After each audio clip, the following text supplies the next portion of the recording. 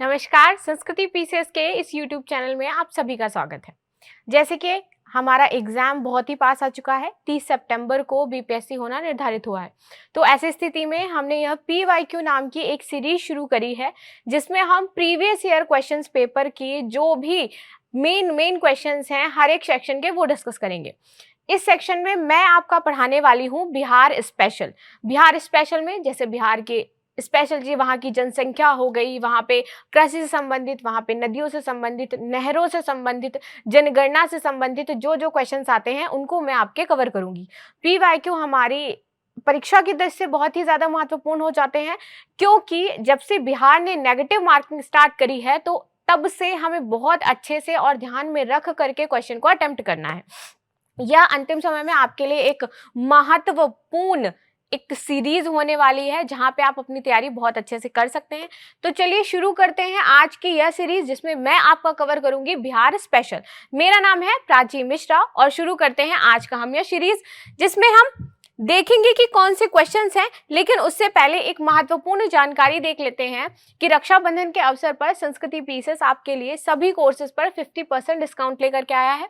इसमें आपका UPSC, UPPSC, BPSC, UPPSC prelims का कोर्स, एनसीईआरटी कोर्स और वैकल्पिक विषय जो कि हमारे पास इतिहास और भूगोल यह मौजूद है। यह कोर्स आपके लाइव भी है, ऑनलाइन कोर्स भी है, पेन ड्राइव कोर्स भी है एंड डीएलपी है। इन सभी पे आपको 50% डिस्काउंट मिल रहा है। आगे अन्य जानकारी के लिए आप इन नंबर पर कांटेक्ट कर सकते हैं। चलिए शुरू करते हैं आज का यह पहला क्वेश्चन और देखते हैं क्या यह है क्वेश्चन और क्या इसमें हमसे पूछ रहा है। क्वेश्चन है, बिहार में निम्नलिखित में से किस स्थान पर पहली बार चाय बागानों की स्थापना की गई? चलिए इससे पहले मैं आपको एक न्यूज बता देती हूँ। यदि आप करंट को डेली बेसिस पे देख रहे हो तो आपको पता होगा कि हाल ही में बिहार सरकार ने किशनगंज को टी सिटी घोषित किया है, ठीक है। और वहां पर 50 लाख हेक्टेयर की भूमि पर किसानों द्वारा टी का उत्पादन किया जाएगा। किशनगंज महत्वपूर्ण क्यों हो जाता है? किशनगंज की जो जलवायु है या किशनगंज का जो स्थलीय या भूकलीकरण है वो इस प्रकार है कि वहां असम की जलवायु से वह मैच खाता है, ठीक है। वहां पर चाय के लिए अनुकूल पर्यावरण है, इसलिए वह जो क्षेत्र आपका पड़ता है वह चाय पत्ती के उत्पादन के लिए बहुत ही ज्यादा महत्वपूर्ण हो जाता है। यदि मैं बात करूं कि सबसे पहले चाय बागानों की स्थापना कहाँ की गई थी, तो हमारे पास ऑप्शंस दिए गए हैं। पहला ऑप्शन है सुपौल, दूसरा ऑप्शन है ठाकुरगंज, तीसरा ऑप्शन है आपका बहादुरगंज, चौथा ऑप्शन है उपयुक्त में से एक से अधिक और पांचवा ऑप्शन है उपयुक्त में से कोई नहीं, ठीक है। अब देख लेते हैं, यदि मैं बात करूं ठाकुरगंज और बहादुरगंज की स्थिति के बारे में कि ये कहां पर पड़ते हैं, तो एक छोटे से मैप से हम समझने का प्रयास करते हैं। मैप ये जस्ट मैं ओरली आपका बता रही हूं, ठीक है, जो आपको समझ में आ जाए इसलिए। यहां पर आपका पड़ता है किशनगंज का एरिया, ठीक है, यह किशनगंज का एरिया पड़ जाता है। इधर आसपास आपका पड़ता है सुपौल का एरिया। अब जैसे कि मैंने बताया यह रफली मैप आपका बता रही हूं मैं, ताकि आपको जस्ट समझ में आ जाए। ये ठाकुरगंज को किशनगंज के नाम से जाना जाता है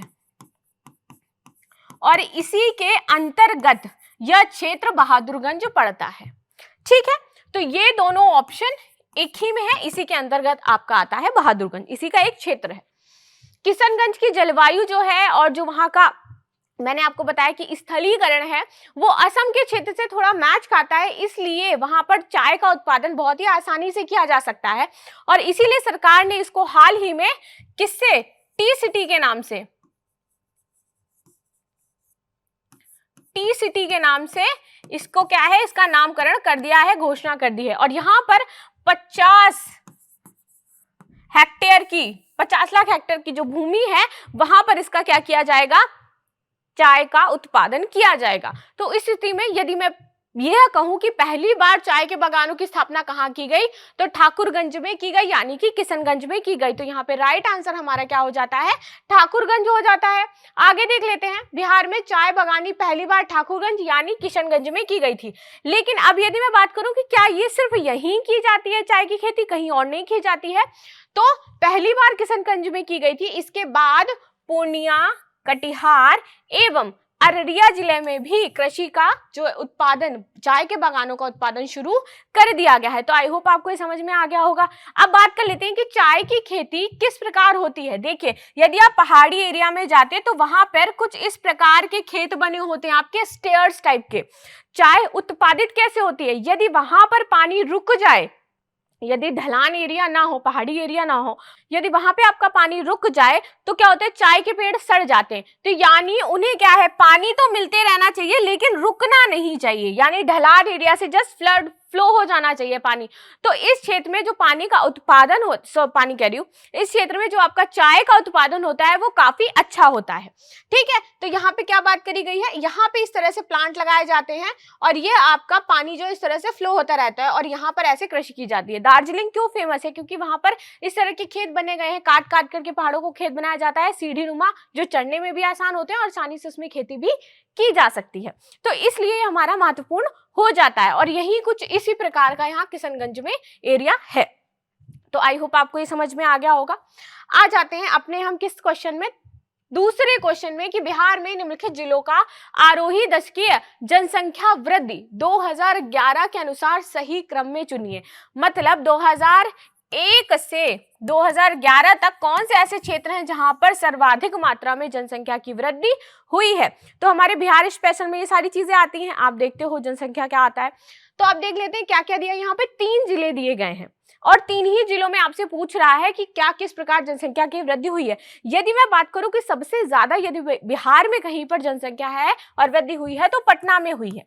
पहले नंबर पे क्या आ जाता है, पटना आ जाता है, लेकिन यहाँ पटना तो ऑप्शन में दिया नहीं गया है। यहाँ पर आपको 3 जो जिले हैं वो ऑप्शन में दिए गए हैं। अब तीनों इन जिलों में हमें देखना है कि किस प्रकार कौन सा जिला किस प्रकार पहले, दूसरे और तीसरे नंबर पर आएगा। पहला आपका दिया गया है किशनगंज, मधेपुरा और सिवान। दूसरा है सिवान, किशनगंज और मधेपुरा। तीसरा आ जाता है आपका मधेपुरा, किशनगंज, सिवान।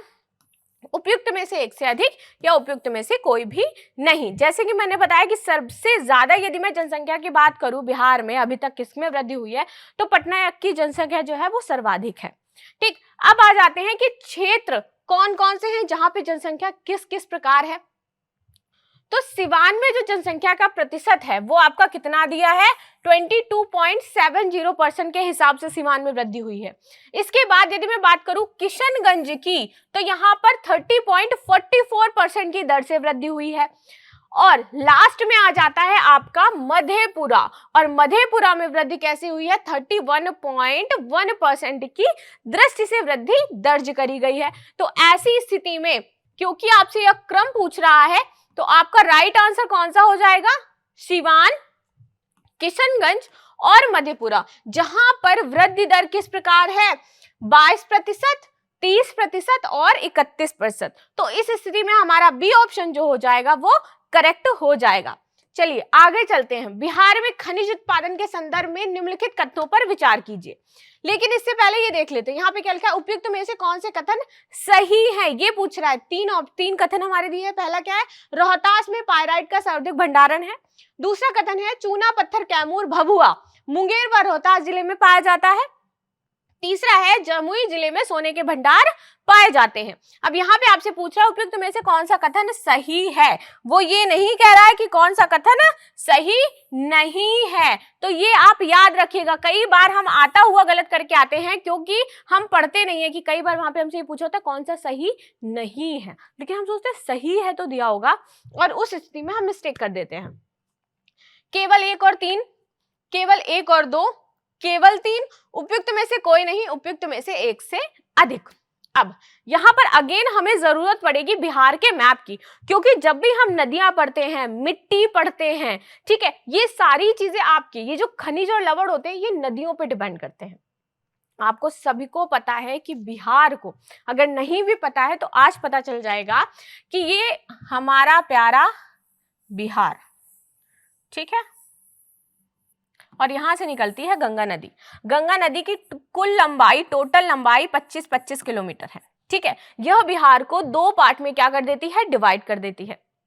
बिहार में किस प्रकार की नदियां हैं, कौन कौन सी नदियां हैं, तो एक होती हैं ये उत्तरवाहिनी नदियां, ये होती हैं आपकी दक्षिणी या पठारी नदियां, दक्षिण वाहिनी या पठारी नदियां इनको कहते हैं। ठीक है, ये आपका पूर्व का इलाका है और ये पश्चिम का। ये हो गया आपके क्षेत्र। उत्तर वाहिनी नदियां, दक्षिण वाहिनी नदियां। अब जो उत्तर वाहिनी नदियां होती हैं ये क्योंकि हिमालय से निकलती हैं, अपने साथ बहुत ही ज्यादा खनिज, लवण और संसाधन लेकर के आती है। इनमें भारी मात्रा में कौन कौन सी चीजें आप देखोगे यहाँ पर, भारी मात्रा में चूना पत्थर, ठीक है, बॉक्साइट, अभ्रक, ये सारी चीजें इसमें पाई जाती हैं। ठीक, यहाँ पे आपका बात करा है रोहतास में पायराइट का सर्वाधिक भंडारण है। रोहतास आपका पश्चिम दक्षिण क्षेत्र पड़ जाता है, यहाँ पर कैमूर एंड रोहतास। ठीक है, यहाँ पर आपके एरिया पड़ते हैं रोहतास एंड कैमूर। ठीक है, ये एरिया पठारी एरिया है। यहाँ पर विंध्य श्रेणी भी निकलती है, विंध्य की श्रेणी आपकी यहाँ पर निकलती है। इस स्थिति में यहाँ पर जो पायराइट है वो सर्वाधिक मात्रा में पाया जाता है। भारत में पायराइट का सबसे बड़ा यदि कोई उत्पादक क्षेत्र है जहां से पायराइट की फुलफिल होता है या पायराइट की पूर्ति होती है, वो बिहार से होती है और एकमात्र क्षेत्र है। ठीक है, तो रोहतास का जो क्षेत्र है यहाँ पे पायराइट का सर्वाधिक भंडारण पाया जाता है। ठीक है, और यहाँ पर कितने किलोमीटर एरिया में, तो 1255 किलो एरिया में पायराइट की 50 सेंटीमीटर मोटी परत में पायराइट जमा हुआ है, यहाँ से इकट्ठा किया जाता है और यहीं पर यह पायराइट उपस्थित है। ठीक है, तो इस स्थिति में हमने एक चीज देख ली कि पायराइट के अकॉर्डिंग ये रोहतास पायराइट का सर्वाधिक सबसे बड़ा भंडारण क्षेत्र है। जैसे कि मैंने बताया पठारी क्षेत्र है, विंध्य श्रेणी निकलती है, इस स्थिति में यहाँ पर पायराइट की मात्रा अधिक हो जाती है। जो हम मिट्टी पढ़ते हैं ना वो ज्योग्राफिकली हमारे लिए बहुत इंपॉर्टेंस रखती है। देखिए बिहार में सर्वाधिक खनिज लवण पाए जाते हैं, लेकिन जब से बिहार का क्या हो गया, डिस्ट्रीब्यूशन हो गया, तो बहुत सारी ऐसी खनिज संपदा जो है वो झारखंड के क्षेत्र में चली गई। फिर भी अभी भी बहुत सारे खनिज जैसे कि शोरा हो गया, ठीक है, अयस्क हो गया, आपका अभ्रक हो गया, ठीक, पायराइट हो गया, ये सारी चीजें अभी भी कहाँ पे हैं, बिहार में ये खनिज पाए जाते हैं। ठीक, तो अब देख लेते हैं सेकंड हमारा क्या कह रहा है, चूना पत्थर कैमूर, भभुआ, रोहतास और मुंगेर, ठीक है, जिलों में पाया जाता है। चूना पत्थर रोहतास और किन जिलों में, मुंगेर जिलों में पाया जाता है। ये नदी यहाँ से गंगा नदी आपकी प्रवाहित होती है, यहाँ से आपकी हिमालय नदी आती है, जो कि हिमालय संचित नदियों का जो क्षेत्र है वो बहुत ज्यादा उर्वरक होता है। ठीक, यहाँ पर आपके रोहतास में चूना पत्थर यह भी पाया जाता है और जो मुंगेर क्षेत्र है वहां पे भी क्या है, आपका चूना पत्थर पाया जाता है, ये पूर्ति करता है। और चूना पत्थर बेसिकली यूज किस लिए किया जाता है, तो सीमेंट का जो कच्चा माल है वहां पे चूना पत्थर बनाने के लिए यूज किया जाता है। ठीक है, और पायराइट की एक और चीज कि पायराइट को हम फ्लोर्स गोल्ड के नाम से भी जानते हैं। पायराइट को किस नाम से और जाना जाता है, तो इसको फ्लोर्स गोल्ड भी कहा जाता है, क्योंकि ये कुछ थोड़ा सा लगभग पीले कलर का होता है, इसलिए इसको फ्लोर्स गोल्ड भी कहते हैं। ठीक, तो चूना पत्थर का जो एरिया है ये कहाँ पे आपका मिलता है, कैमूर, भभुआ, मुंगेर व रोहतास जो क्षेत्र है वहां पर पाया जाता है। देखिए खनिजों की यदि मैं बात करूं तो फिर मैं साइंस में चली जाऊंगी। धात्विक खनिज होते हैं, अधात्विक खनिज होते हैं, ठीक है, सबके अपने अलग अलग डिस्ट्रीब्यूशन है। धात्विक खनिज में आपका सोना आ जाता है। और यहाँ पे अब आपसे बात कर रहा है कि जमुई जिले में सोने के भंडार पाए जाते हैं। वैसे मैंने इसको बहुत ही ज्यादा ऐसे किचपिच कर दिया, तो मैं थोड़ा सा इसको आपके लिए साफ कर देती हूँ। आई होप आपको ये चीज समझ में आ गई हो जो मैंने बताई कि नदियां यहाँ पे बताना क्यों जरूरी था। देखिए नदियां अपने साथ जब किसी क्षेत्र से बह करके आती तो बहुत सारे लौह अयस्क खनिज संसाधन अपने साथ लेकर के आती हैं। ठीक है, तो ऐसा तो है नहीं कि वो नदियां कंटिन्यू चलती रहती, तो उनके साइड के एरिया में वहां पे जो अयस्क है, वो जो चीजें वो खट्टा होती रहती हैं और वहीं उन्हीं के आसपास के क्षेत्र में हमें ये खनिज जो है पाए जाते हैं और मिलते हैं। ठीक, अब देख लेते हैं अपना थर्ड वाला पॉइंट, जिसमें क्या है, जमुई जिले में सोने के भंडार पाए जाते हैं। तो ये सत्य है कि जमुई जिले में सोने के भंडार पाए जाते हैं। जमुई का प्रखंड है एक सोनो, इसी के अंतर्गत कुछ छोटे छोटे गांव आ जाते हैं आपके। अब ये छोटे छोटे कौन से गांव आ जाते हैं, जैसे कि करमटिया हो गया और भी सारे क्षेत्र हो गए, रानी पहाड़ियां हो गई, तो यहाँ पर आपके सोने का भंडारण मिलता है। यहाँ पर राजस्व जो भू विभाग था उसके द्वारा सोने की पुष्टि करी गई थी और यहाँ पर सोने की खोज के लिए सर्वे भी किया गया था और यहाँ पे पुष्टि भी कर दी गई थी कि यहाँ पे सोने का भंडार उपस्थित है। जीएसआई द्वारा सर्वे में भी यहाँ पे सोने के भंडार की पुष्टि करी गई और इसके बाद यहाँ पर जो खुदाई है उसके लिए प्रारंभ कर दी गई। अब क्या यह सोना सिर्फ जमुई क्षेत्र में मिलता है? तो जमुई में ज्यादा मात्रा में पाया गया है। इसके बाद जो आपका सोना मिलता है वो राजगीर के क्षेत्र में भी मिलता है, वाल्मीकि नगर का जो क्षेत्र है वहां पे भी प्राप्त होता है। ठीक है, तो सोना भारी मात्रा में कहाँ मिलता है? जमुई में मिलता है। लेकिन इसके अलावा यदि मैं बात करूं तो राजगीर में भी सोने की उपस्थिति है। वाल्मीकि नगर या कुछ लोग वाल्मीकि नगर लिखते हैं, तो वहां पे भी आपकी सोने की जो क्षेत्र हैं वो पाए गए हैं। ठीक है, तो आपको ये पता चल गया होगा सोने के बारे में। अब देख लेते हैं कि और कौन सी चीजें हैं जो पाई जाती हैं। जमुई में अभ्रक, कुछ लोग अभ्रक लिखते हैं इसको और कुछ लिखते हैं अभ्रक। ठीक है, अब वो डिपेंड करता है।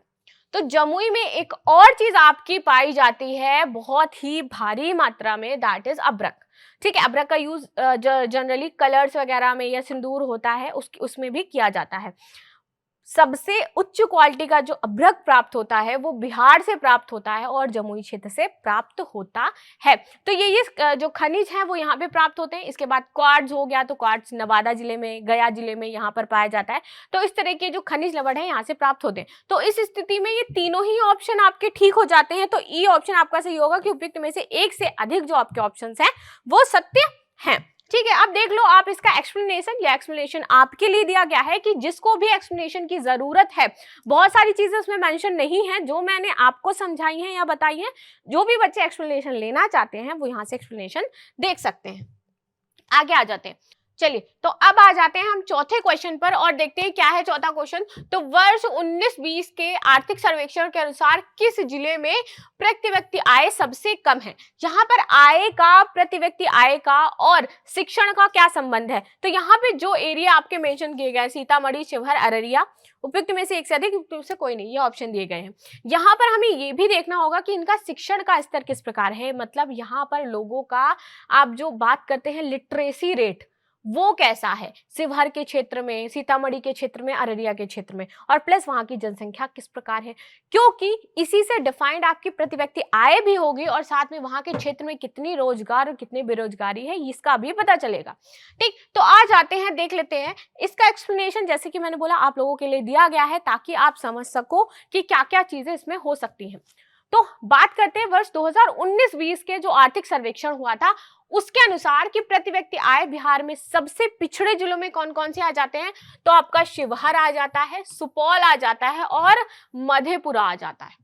ठीक है, तो सबसे कम यहाँ पर कहाँ पे है? सबसे पहले शिवहर में है, फिर सुपौल में है और फिर मधेपुरा में है। और इन क्षेत्रों की यदि लिटरेसी रेट की बात करोगे आप, तो लिटरेसी रेट में भी आप कमी पाओगे। ठीक है, यहाँ मतलब कि पढ़े लिखे लोगों की संख्या जो किस प्रकार है वो भी यहाँ पे थोड़ी सी कम है। अब बिहार आर्थिक सर्वेक्षण 2022-23 के अनुसार पिछले जिलों में क्रमशः शिवहर की जो प्रति व्यक्ति आय बताई गई है दैट इज 18,682 बताई गई है। ठीक है, वहीं अररिया की बात करें तो यहाँ पे 19,527 है और यदि सीतामढ़ी की बात करें तो यहाँ पे प्रति व्यक्ति आय कितनी है? 20,631 है। तो सबसे कम प्रति व्यक्ति आय जो आपकी देखी जा रही है वो कौन से क्षेत्र में है?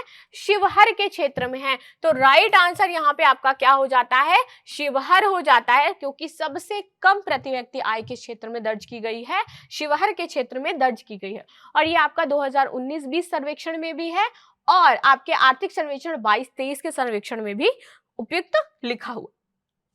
अब आगे आ जाते हैं, यहां पे बात किया जा रहा है कार्यबल के बारे में। कार्यबल यानी कि कितने प्रतिशत लोग कहां पर कैसे कार्य कर रहे हैं। ग्रामीण क्षेत्रों में 7% भागीदारी, शहरी क्षेत्रों में 9.1% भागीदारी। तो यहाँ पे बात करी जा रही है कि महिलाओं की भागीदारी कितनी है, महिलाएं कितना कार्य कर रही हैं, कॉर्पोरेट सेक्टर में हो, चाहे वो कृषि कार्य में अपना हाथ बटा रही हो, चाहे वो किसी भी प्रकार से कहीं पर जॉब कर रही हैं, कार्यरत करें, तो महिलाओं के कार्य करने की भागीदारी कितनी है। तो यहाँ पे बताया गया है ग्रामीण क्षेत्रों में 7% और शहरी क्षेत्रों में 9.1%, या 4%, 6.5%। 6%, 8.1%, उपयुक्त में से एक से अधिक या उपयुक्त में से कोई भी नहीं। तो अगेन ये किस पर डिपेंड करेगा, वहां की साक्षरता पर भी डिपेंड करेगा, वहां पर किस प्रकार वो क्षेत्र है उस पर भी डिपेंड करेगा। तो यहाँ पे क्षेत्र की तो बात नहीं करी जा रही, यहाँ पे ऑल ओवर बिहार की बात करी जा रही है कि क्या है। तो आज आते हैं, आपका एक्सप्लेनेशन दिया है, तो यहाँ पे श्रम एवं रोजगार मंत्रालय द्वारा क्या किया गया था, एक सर्वेक्षण किया गया। वहां पर पाया गया कि वर्ष 2020 और 22 में महिला कार्यबल की भागीदारी दर के अनुसार बिहार में सबसे कम महिलाओं की भागीदारी है। यहाँ पर बिहार में मतलब जो महिलाएं कार्य करती हैं वो सबसे कम है पूरे भारत में, ठीक है। जो कि ग्रामीण क्षेत्रों में कितना है आपका 4% है और शहरी क्षेत्रों में कितना है 6.1% है। तो ग्रामीण क्षेत्रों की जो भागीदारी है वो 4% है यहाँ पर। और ये किसके द्वारा किया गया, श्रम एवं रोजगार मंत्रालय द्वारा यह सर्वेक्षण किया गया जिसमें यह बताया गया। तो इस स्थिति में हमारा जो राइट आंसर हो जाता है वो क्या हो जाता है, 4% ग्रामीण क्षेत्रों में और 6.5% शहरी क्षेत्रों में इज द राइट आंसर। चलिए अब आगे आ जाते हैं हम छठे नंबर की, बिहार के किस जिले में सबसे अधिक नहर सिंचित क्षेत्र है, नहर सिंचित क्षेत्र। चलिए तो अब ये इंपॉर्टेंट कैसे हो गया, वापस से हमें यहाँ पे मैप पे जाना पड़ेगा, चीजों को समझना पड़ेगा। बिहार का जितना भी सिंचित क्षेत्र है यानी कृषि युक्त क्षेत्र है, जितना भी परसेंट बिहार का, उसमें 30% जो जल की पूर्ति करते हैं वो कौन से संसाधन करते हैं, नहर करती हैं। तो नहरों से बिहार के 30% जो सिंचित क्षेत्र है उनकी पूर्ति करी जाती है सबसे ज्यादा, यानी वहां पे जो पूर्ति हो रही है सिंचाई की वो नहरों से सबसे ज्यादा हो रही है। उसके बाद नलकूप और आपके जो वर्षा का जल है वो आ जाता है, तालाब आ जाते हैं, ठीक। अब ये बात कराए कि इनमें से सबसे अधिक नहर सिंचित क्षेत्र कौन कौन से, आपको ऑप्शन दिया गया है पश्चिमी चंपारण, औरंगाबाद, रोहतास, भोजपुर या उपयुक्त में से कोई नहीं है, उपयुक्त में से एक से अधिक, यह आपका ऑप्शन है, ठीक। चलिए बात कर लेते हैं, अब इसमें देख लेते हैं सबसे पहले कि नहरें कौन कौन सी है। यदि मैं बिहार में नहरों की बात करूं, अब हम देख लेते हैं कि इसमें इन चारों में से किन किन क्षेत्रों में किस प्रकार सिंचित जल होता।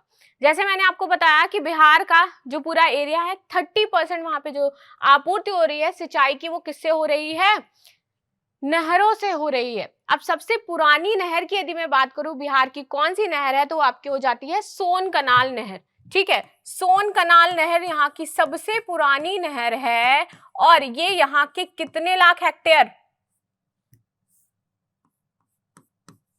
जो कि सोन नदी से निकलती है, ठीक है, यह सोन नदी से निकलती है, सोन कनाल नहर है जो यहाँ के लगभग 2 लाख हेक्टेयर क्षेत्र में क्या करती है, पानी को सिंचित करती है, ठीक है। जिसमें आपके कौन कौन से क्षेत्र आ जाते हैं, भोजपुर आ जाता है, ठीक है, भोजपुर आ जाता है इसमें। तो भोजपुर के क्षेत्र में जो आपके 2 लाख हेक्टेयर है उस क्षेत्र में यह आ जाता है, जो सोन कनाल की जो नहर है वो इसको क्या करती है, सिंचित करती है। इसके बाद आपकी यदि मैं दूसरी बात करूं, मोस्ट इंपॉर्टेंट जो दूसरी नहर है वो कौन सी है, वो है त्रिवेणी नहर, ठीक है। त्रिवेणी नहर 3 लाख हेक्टेयर क्षेत्र में, 3 लाख हेक्टेयर क्षेत्र में क्या करती है, जल की आपूर्ति करती है, जिसमें आपका ये पश्चिमी चंपारण एंड औरंगाबाद शामिल है। तो ये 3 लाख हेक्टेयर पानी यहाँ पर संचित किया जाता है। लास्ट जो आपका है ये पड़ता है रोहतास, ठीक है। रोहतास में जो पानी की आपूर्ति की जाती है वो कितनी है, पानी की आपूर्ति यहाँ पे कोसी नहर से की जाती है, ठीक है, कोसी नहर से की जाती है। कोसी नहर का क्षेत्र यहाँ पे निकलता है और 4 लाख हेक्टेयर तक यहाँ पे पानी सिंचित करता है, ठीक है। तो इसलिए सबसे ज्यादा जो यहाँ का सिंचित क्षेत्र है वो कौन सा हो जाता है, आपका रोहतास हो जाता है, जहां पर सबसे ज्यादा पानी ये नहरों के माध्यम से सिंचाई करी जाती है। त्रिवेणी नहर मैंने बताई, सोन कनाल नहर बताई, इसके बाद आपकी तिरहुत नहर हो जाती है, ये भी बहुत ही ज्यादा इंपॉर्टेंट है। तो इस प्रकार से और भी ज्यादा नहरें हैं, फिर मझोल नहर हो जाती है आपकी। चलिए आ जाते हैं अब उत्तर नंबर सी जो है वो किस प्रकार यहाँ पे दिया गया है। तो 2020-21 में 3.7 लाख सिंचाई जो सिंचित क्षेत्र है वो आंका गया है। रोहतास जिला इस पर शीर्ष पर है, पश्चिमी चंपारण 1.8 लाख हेक्टेयर, औरंगाबाद 1.61 लाख हेक्टेयर स्थान तथा सकल संचित क्षेत्र यदि देखा जाए तो 4.5 लाख हेक्टेयर क्षेत्र है। यहाँ पे जो मैंने आपको बताया 2 लाख, 3 लाख, 4 लाख, मतलब यह इस क्षेत्र में आता है। सोन कनाल नहर जो टोटल एरिया को कवर कर रही है वो 2 लाख हेक्टेयर का जो एरिया है उसको कवर कर रही है, तो उसके अंतर्गत यहाँ पर बताया गया है। ठीक है, तो आप उस आंसर को यदि देखेंगे तो वहां पे पर्टिकुलर जगह को बताया गया है कि यहाँ पे इतने लाख हेक्टेयर जो क्षेत्र है वहां पर नहर का संचित क्षेत्र उपलब्ध है। ठीक, और मैंने ऑल टोटल आपका नहर का बताया कि उस क्षेत्र में ये नहर जो है प्रवाहित होती है। तो आपको ये चीज समझ में आ गई होगी, आई होप। अब आगे आ जाते हैं 7 नंबर क्वेश्चन पे। क्या कह रहा है कि बिहार में कृषि आधारित उद्योगों में किस खाद्य उद्योग का प्रभुत्व है? गन्ना, अनाज आधारित उद्योग, दाल आधारित उद्योग, उपयुक्त में से एक से अधिक या उपयुक्त में से कोई भी नहीं। वैसे तो मछली उत्पादन में बिहार प्रथम स्थान पर है, क्योंकि यहाँ पर क्या मैंने बोला कि तालाब नहरें बहुत ज्यादा हैं। इस स्थिति में यह मछली का उत्पादन शीर्ष लेवल पर करते हैं, बहुत ही उच्च लेवल पर करते हैं। लेकिन यहाँ पे कृषि आधारित उद्योग की बात की गई है ऑप्शन में, यह हमारे ऑप्शंस हैं, उसमें यह मछली वाला क्षेत्र तो आ नहीं रहा है, तो इसलिए मछली हम हटा देते हैं। बट मैं आपको एज अ जनरल नॉलेज ये चीज बता रही थी।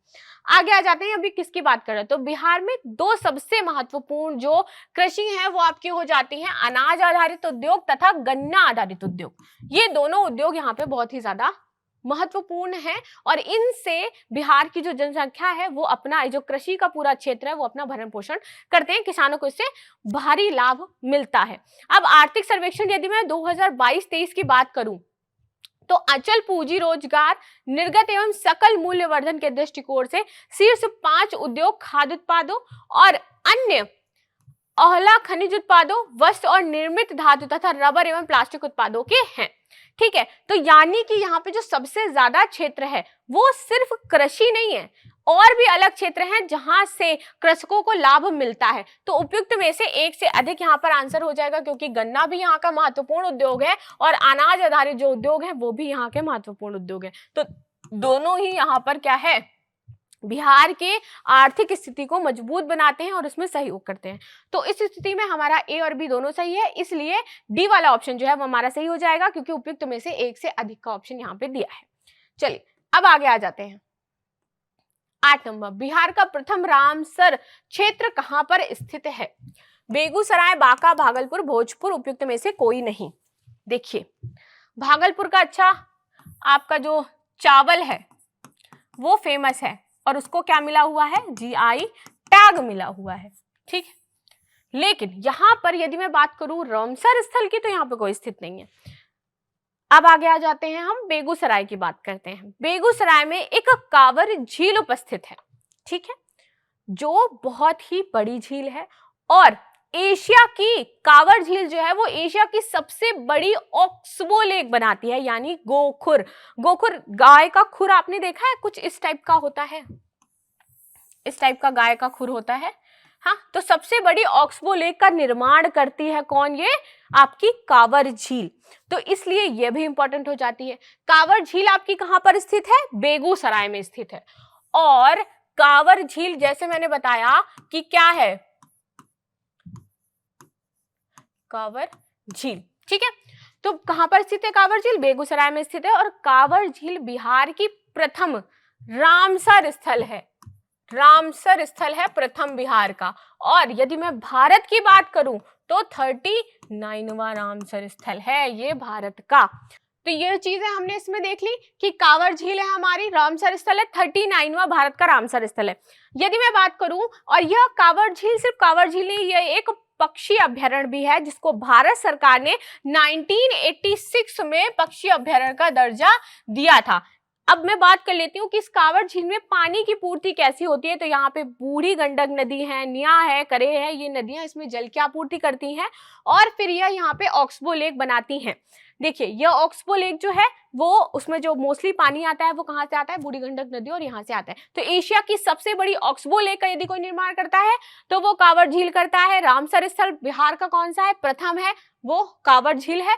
ठीक है, और यदि मैं बात करूं भारत में ये कौन सा रामसर स्थल है, तो 39वां रामसर स्थल है ये बिहार का, और एकमात्र रामसर स्थल है बिहार में, दैट इज कांवर झील। ठीक है, तो आपको ये समझ में आ गया होगा कांवर झील के बारे में क्या क्या चीजें हैं। आगे देख लेते हैं एक्सप्लेनेशन। तो कांवर झील को नवंबर 2020 में रामसर स्थल साइट घोषित कर दिया गया था। ठीक है, और यहाँ पे एशिया में शुद्ध जल की सबसे बड़ी और पक्षी अभ्यारण्य कांवर झील है, और ये ऑक्सबो लेक का निर्माण भी करती है, और बिहार का ये पहला रामसर स्थल है। चलिए आगे आ जाते हैं। यह विकल्प चुनिए जो बिहार की 7 निश्चय भाग 2 योजना का हिस्सा नहीं है। अगर आपको याद हो तो मैंने आपको 7 निश्चय 2 पढ़ाए जब मैंने बिहार का बजट का आपका लेक्चर लिया था। इसमें मैंने 7 निश्चय 2 आपको बोले थे, मैं याद करवा दूंगी शॉर्ट से शॉर्ट फॉर्म में। अब अगर हमारा ये एक, जैसे मैंने आपको याद कराया था उस अकॉर्डिंग यदि मैं देखूं तो मैंने आपको बताया था युवा और महिला, और महिला कैसी होनी चाहिए, सक्षम महिला और सशक्त महिला, और युवा शक्ति बिहार की प्रगति। तो ये दोनों तो हैं इसमें 7 निश्चय में आपके आते हैं। अब हर खेत में सिंचाई का पानी और सभी के लिए वायु मार्ग, तो हर खेत में सिंचाई का पानी तो था, लेकिन वो क्या था कि हर गांव में हर खेत में सिंचाई का पानी उपलब्ध होना चाहिए। और इसी के साथ 7 निश्चय सर्वेक्षण में आपका स्वच्छ शहर और स्वच्छ गांव भी थे, स्वच्छ शहर थे, स्वच्छ गांव थे, और इसी के साथ आपका क्या था कि हर गांव में सिंचाई का पानी, ठीक है, ये भी था। तो ये भी आपके 7 निश्चय में आ गए। तो 1 और 2 निश्चय यहाँ पे हो गए, एक और ये दूसरा, तीसरा, चौथा, पांचवा, ठीक है। छठा निश्चय क्या था कि सभी के लिए, जितने भी वर्ग हैं उनके लिए जो महत्वपूर्ण संसाधन है वो उपलब्ध कराने। लेकिन यहाँ पे वायु मार्ग जैसी कोई भी चीज नहीं दी गई थी, वो उसके अंतर्गत आ जाता है योजनाओं में, लेकिन 7 निश्चय 2 में नहीं दिया गया था, ठीक है। तो अब देख लेते हैं भाई आगे इसका एक्सप्लेनेशन क्या कहता है, क्या क्या चीजें दी गई हैं। तो युवा शक्ति बिहार की प्रगति, जैसे मैंने बताया, सशक्त महिला, संचित महिला, ये इसके साथ मैच हो रही है जैसा मैंने आपको याद कराया था। हर खेत तक सिंचाई का पानी, ठीक है, ये वाला। दूसरा स्वच्छ गांव और स्वच्छ शहर, ये आपका पूरा हो गया। इसके बाद सभी के लिए अतिरिक्त स्वास्थ्य सुविधा और सुलभ संपर्क, यानी कि सुलभ संपर्क हम कैसे बनाएंगे, एक्सप्रेसवेज का निर्माण करेंगे, गांव के खरंजे जो है उनको बनवाएंगे, सुलभ संपर्क स्थापित करेंगे, और सभी को अतिरिक्त सुविधाएं, स्वास्थ्य सुविधाएं दी जाएंगी, चाहे वो जानवर हो चाहे वो कोई मनुष्य, उन सभी के लिए स्वास्थ्य से संबंधित चीजें बनाई जाएंगी। और इसी में मैंने आपको बताया था कि बिहार में देश का दूसरा सबसे बड़ा हड्डी अस्पताल निर्मित किया जा रहा है। और कहाँ निर्मित किया जा रहा है, पटना में निर्मित किया जा रहा है। चलिए, तो यह आपके बिहार बजट में 7 निश्चय है, शायद आपको ये याद हो गए होंगे। तो इस अकॉर्डिंग आपका जो डी ऑप्शन है, सभी के लिए वायु मार्ग, ये 7 निश्चय 2 में नहीं आता है। लास्ट आ जाते हैं, गरीब कल्याण रोजगार अभियान बिहार के किस जिले में प्रधानमंत्री के द्वारा 2020 में शुरू किया गया। पहला ऑप्शन है पटना, दूसरा बांका, मधेपुरा, खगड़िया, उपयुक्त में से कोई नहीं, उपयुक्त में से एक से अधिक। चलिए देख लेते हैं कि क्या कहता है इसका एक्सप्लेनेशन। तो यह जो योजना थी वो शुरू कब की गई थी, 20 जून 2020 को शुरू की गई थी, और उस टाइम क्या चल रहा था, कोविड चल रहा था। तो कोविड को ध्यान में रख करके इस योजना की शुरुआत की गई थी, जिसमें बात की गई थी कि जितने भी गरीब हैं उनको गारंटीड रोजगार दिया जाएगा। क्योंकि आपने देखा कि जब कोविड का टाइम था तो बहुत सारे लोग शहरों से गाँव की तरफ वापस पलायन कर गए, उनको अपने घरों को छोड़ करके बाहर कार्य करने जाना पड़ता है क्योंकि गाँवों में रोजगार उपलब्ध नहीं है। तो इसी स्थिति को देखते हुए क्या था, प्रधानमंत्री जी ने हमारी यह योजना की शुरुआत करी थी। कब करी थी, तो 20 जून 2020 को यह योजना शुरू की गई, जिसमें जो टैकल वर्ग किया गया था उसका मेन रीजन ही था कि उनको रोजगार दिलाना है उन्हीं के क्षेत्रों में, ताकि वो बाहर ना जाएं, और अपने स्वरोजगार भी यदि वह स्थापित करना चाहते हैं तो कर सकते हैं, जिसमें सरकार क्या करेगी, उनको कुछ अनुदान प्रदान करेगी या फिर सहयोग करेगी। तो इसीलिए रोजगार व ग्रामीण सार्वजनिक कार्यों से संबंधित यह गरीब कल्याण रोजगार अभियान जो है इसकी शुरुआत करी गई। और सबसे पहले किस जिले से की गई थी, तो खगड़िया जिले से की गई थी। तो सबसे पहले यह कहाँ पे शुरू किया गया, खगड़िया में किया गया। इस अभियान का उद्देश्य क्या था कि कोविड-19 महामारी से जो लोग घर वापस लौटे हैं उनको रोजगार उपलब्ध कराना है, उनको सशक्त बनाना है, और उनको गांव में ही जो आजीविका है वो मुहैया करानी है, जैसे मैंने आपको बताया। ठीक है, तो यहाँ पे अब यदि आपके ऑप्शन में क्या दिया गया है कि सबसे पहले शुरुआत कहाँ से की गई थी, तो डी ऑप्शन आपका राइट है, खगड़िया से की गई थी। तो आपको यह चीज समझ में आ गई होगी। डेली हम सीरीज में 10 क्वेश्चन ही डिस्कस करने वाले हैं, लेकिन यह क्वेश्चन मैं आपके लिए दे रही हूं, ये आप कल मुझे इसका आंसर बताना। डेली मैं आपको एक क्वेश्चन एक्स्ट्रा दूंगी, और ये 68 बीपीएससी का क्वेश्चन है, पूछा गया था। आप अपनी तैयारी एकदम अच्छे से करिए, देखिए इस क्वेश्चन को समझिए, अच्छे से पढ़िए, और इसका ऑप्शन मुझे आप कमेंट में बताइएगा, वरना ये क्वेश्चन कल तो मैं वैसे भी आपके साथ डिस्कस करने वाली हूं, लेकिन यह क्वेश्चन का प्रश्न आपको देना है, आपके लिए मैं छोड़ करके जा रही हूं। क्वेश्चन पढ़ते हुए जा रही हूं कि बिहार में मछली उत्पादन करने वाले अग्रणी जिले कौन से हैं। मधुबनी और पूर्वी चंपारण, मधुबनी और दरभंगा, पूर्वी चंपारण और दरभंगा, पूर्वी चंपारण और मुजफ्फरनगर, उपयुक्त में से कोई नहीं, उपयुक्त में से एक से अधिक। ठीक है, तो अब मुझे बताइएगा कि कौन सा ऑप्शन इसमें सही है। तो इसी के साथ हमारा, वैसे तो मैंने आपको आंसर दिखा दिया, बट आप लोग चीटिंग नहीं करोगे, मेरे से प्रॉमिस करो कि मैम मैं चीटिंग नहीं करूंगा, और चीटिंग नहीं करनी है आपको। अब अपने मन से खुद से जितना आप प्रिपरेशन कर रहे हो, यदि आप खुद के प्रति ज्यादा ईमानदार रहोगे, जो इंसान खुद के प्रति ईमानदार है वो लाइफ में डिसिप्लिन के साथ कुछ भी कर सकता है। लेकिन यदि आप खुद के साथ ईमानदारी के साथ कार्य नहीं कर रहे हैं, खुद को भ्रम में रखना, मुझे लगता है दूसरों को भ्रम में रखने से भी बड़ा एक पाप होता है जो आप अपने साथ करोगे। अगर आप खुद को भ्रम में रख रहे हो कि नहीं ऐसा हो जाएगा, तो अपने आप को भ्रम में मत रखिए, अपनी जो चीजें हैं फोकस्ड रखिए, अच्छे से प्रिपरेशन करिए, सफलता जरूर मिलेगी, क्योंकि आप लोग इतनी मेहनत कर रहे हो, और मेहनत करने वाला कभी खाली हाथ नहीं जाता है, उसको कुछ ना कुछ अच्छा लाइफ में जरूर मिलता है। और आप तो तैयारी इतनी अच्छी चीज की कर रहे हो। तो इसी के साथ मैं आज आपके साथ विदा लेती हूँ, मिलती हूँ नेक्स्ट क्लास में, जिसमें हम फिर 10 क्वेश्चंस को डिस्कस करेंगे, देखेंगे कि कौन कौन सी महत्वपूर्ण चीजें उसमें दी गई हैं। तब तक के लिए धन्यवाद एंड बाय।